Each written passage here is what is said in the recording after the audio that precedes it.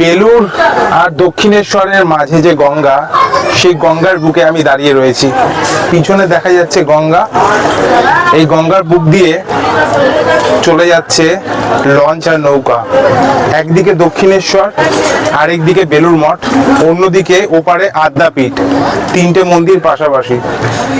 দক্ষিণেশ্বর আদ্যাপীঠে এলে আমি বেলুড় মঠে না আসার অনুরোধ করব, কারণ বেলুড় মঠে আগের পরিবেশ নেই। পরিবেশটা সম্পূর্ণভাবে চেঞ্জ হয়ে গেছে, ব্যবসায় পরিণত হয়েছে মঠ।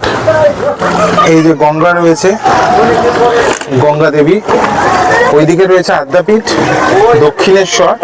ওখান দিয়ে লঞ্চগুলো আসছে দূর থেকে, ওই যে দেখা যাচ্ছে দূরে দক্ষিণেশ্বরের ব্রিজ, ওই ব্রিজ দিয়ে লঞ্চগুলো আসছে, এসে বেলুড়ে এসে থামছে। তবে বেলুড় মঠের পরিবেশ আগের মতো নেই, অনেক চেঞ্জ হয়ে গেছে। টাকার ব্যবসা চারিদিকে, হ্যাঁ, সব দিক থেকে। এদিকে ঘাট,